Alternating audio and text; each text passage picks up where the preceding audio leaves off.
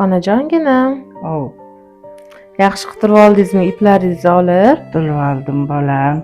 Chiroylikkina ko'z bo'lib qoldi mana. Bu mayli endi ko'rmaydi. Endi ko'nikkanman necha yildan beri. Bu ham ko'rmay qolganda juda qattiq qo'rqib ketuvdim. Operatsiyalarim yaxshi chiquvdi. Bugun ipini oldi-ku doktor.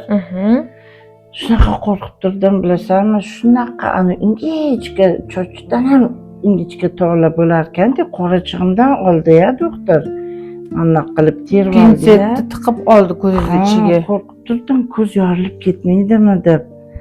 Baraka topqir doktorlarim qarab, shunaqa yaxshi ko'ryapman, o'ylamadim bir kun kelib shunaqa ochkisiz yuraman deb. Allohimga rahmat.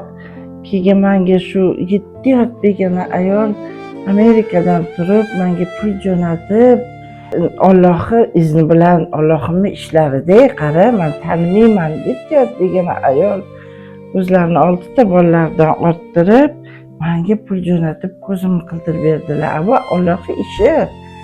Bolam qaragin, men ko'ryapman. Minnatdorman.